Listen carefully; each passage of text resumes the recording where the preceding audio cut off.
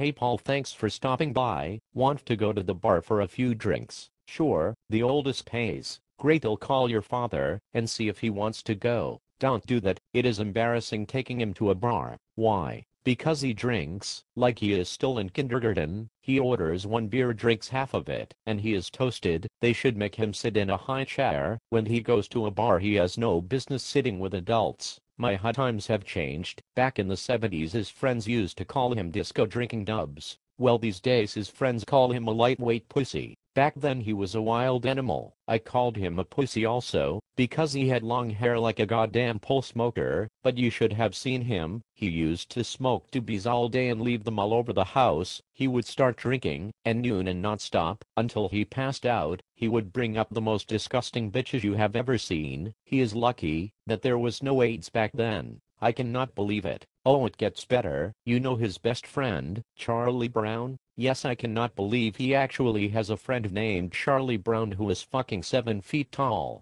That kid was about 6 feet in second grade, but anyway, him and Charlie tried to go to a Neil Young concert in Madison Square Garden, but they were so high that they forgot their tickets. So your genius father had the brilliant idea of trying to sneak in, and ended up getting arrested, and while he was in the jail cell he got into a fight with a black guy over a sandwich and your dad called him a nigger. Well, what the hell is wrong with him? Even I know not to say that in jail as it is filled with black people. Yes, they beat the shit out of him. If it was not for his long hair and disco pants I would not have even recognized him.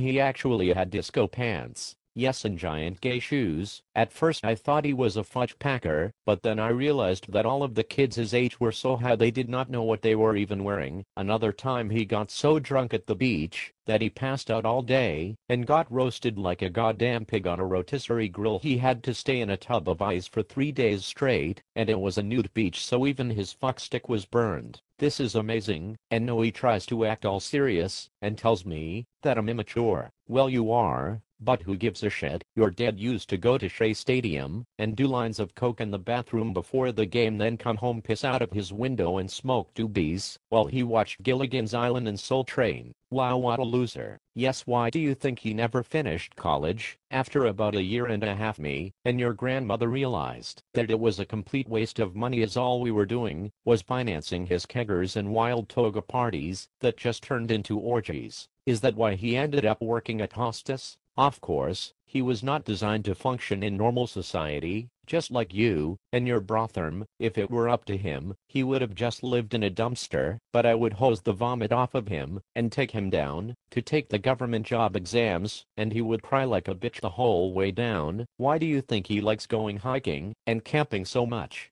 Because hikers and campers are a bunch of potheads and alcoholics. Exactly. So when did he finally start? It was St. Patrick's Day 1979. Your dad threw this wild party when me and your grandma was out of town. The cops had to come 3 different times because your dad and friends would not stop blasting Bob Dylan late at night, and your dad did about 50 shots of Jack Daniels before midnight struck. He was completely obliterated, and the next day he had no recollection of the fact that he got caught having sex in the middle of the street with some scallywag that he had just met. After that he swore off drinking. Wow, what a filthy whore. Yes, come to think of it, it was your mother, and 9 months later you were born.